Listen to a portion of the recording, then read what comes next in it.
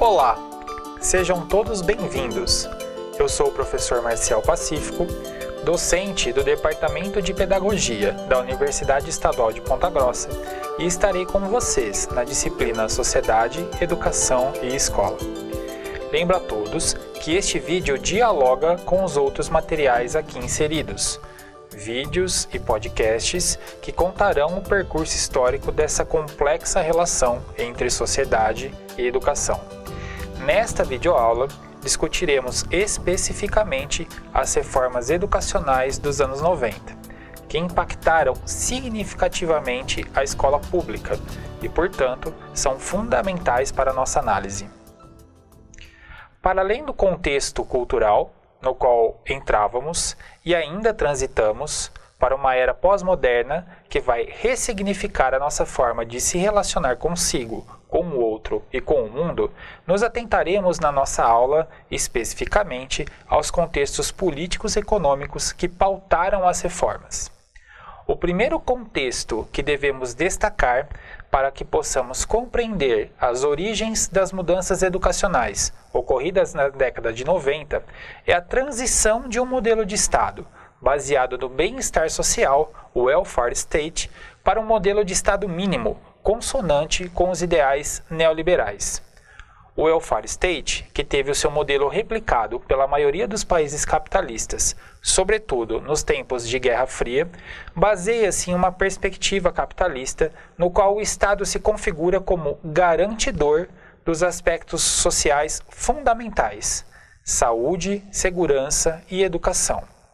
Todavia, no delineamento do neoliberalismo e sua perspectiva de Estado mínimo, o poder público deve tornar-se presente à medida do necessário, possibilitando que outros segmentos, sobretudo o mercado, também oferte os aspectos sociais fundamentais.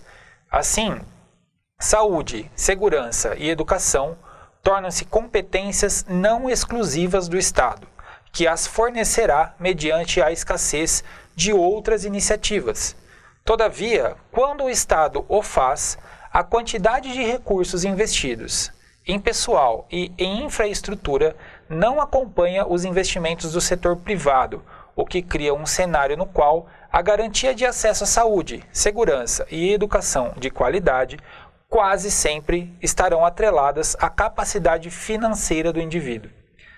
Para fazer parte da agenda neoliberal, o Estado brasileiro buscou recursos junto aos financiadores internacionais e, para tanto, para além de garantias fiscais, teve que adotar um modelo de desenvolvimento que compactuasse com essa perspectiva de Estado.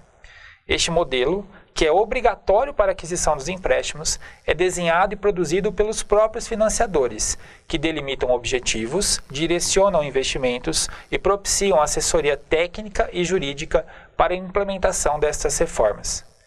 Não à toa, nesta mesma década, grandes privatizações e concessões de serviços, até então públicos, abriram as portas para os recursos do capital estrangeiro. No âmbito educacional, uma série de reformas foram executadas, muitas vezes sem a participação ou consentimento da sociedade civil. Tais reformas envolveram todos os níveis e modalidades de ensino, com diretrizes curriculares, referenciais curriculares e o Parâmetro Curricular Nacional, os PCNs. As fontes inspiradoras para a implementação dessas reformas se fizeram através de documentos políticos, como a Declaração Mundial sobre a Educação para Todos, de 1990, e a Declaração de Nova Delhi, de 1993.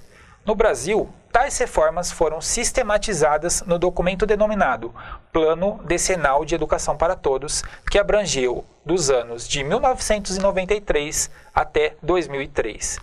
Nesse sentido, as reformas trouxeram mudanças profundas e com desdobramentos ambíguos. Por um lado, as reformas propiciaram a compreensão da necessidade urgente da inclusão de toda a população-alvo na escola.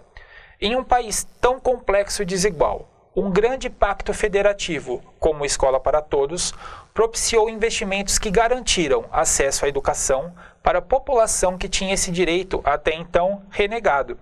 Também, o aumento do ensino fundamental apresentou resultados positivos em seus aspectos materiais e humanos.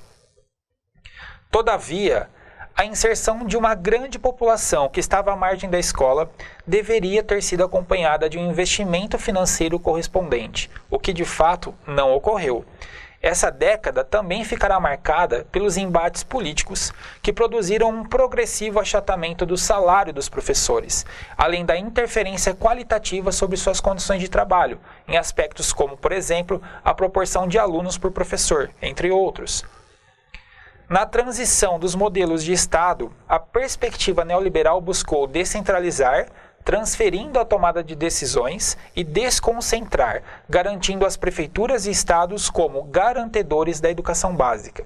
Mas, ao mesmo tempo, o Estado criou um forte sistema de avaliação integrado e padronizado, através de mecanismos como Sistema de Avaliação da Educação Básica, o SAEB, o Exame Nacional do Ensino Médio, o ENEM, e o Exame Nacional de Desempenho dos Estudantes, o ENAD.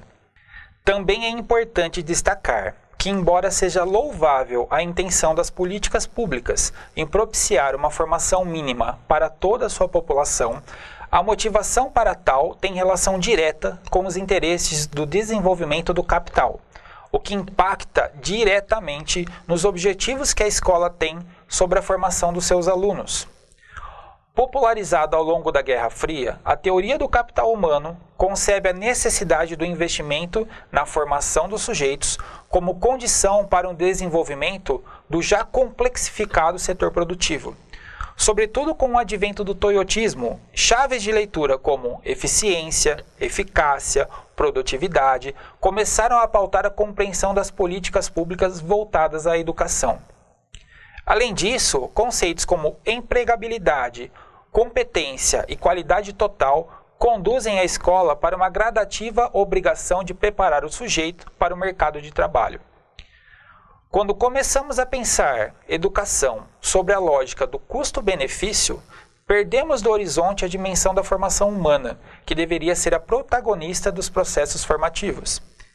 Nessa concepção de Estado, que atua propiciando o enxugamento da máquina estatal e a privatização de bens e serviços, desenha-se uma crescente abordagem economicista de educação. Devemos ficar atentos, pois tal perspectiva raramente está anunciada nas leis ou diretrizes do Estado, mas se encontram nas escolhas curriculares, na capacidade e na intensidade de prover os recursos necessários, na determinação dos parâmetros de avaliação, entre outros processos. Podemos resumir, então, os intuitos das reformas políticas executadas na década de 90 a partir destes aspectos. Primeiro, eficientismo estatal e busca pela diminuição de custos em uma compreensão de investimento-retorno. Currículos padronizados. Desenvolvimento de competências nos sujeitos necessárias ao modelo de produção. Ampliação da oferta quantitativa em detrimento da qualidade da educação pública. Ampliação e foco na educação básica. Desenvolvimento da educação infantil com a mínima oneração ao Estado, no incentivo a parcerias com a sociedade civil para o estabelecimento desta modalidade de ensino. Ampliação de cursos em nível técnico voltados ao mercado, além de um progressivo sucateamento que resultaria nas privatizações das universidades públicas, visto que o ensino superior deve ser compreendido como uma atividade financiada pelo mercado e não pelo Estado. Sistemas de avaliação integrados que garantam a capacidade da gerência do Estado sobre as escolas, de modo a também incentivar a competitividade e estabelecer metas objetivas. Agradeço a todos, bons estudos e nos vemos nas próximas aulas.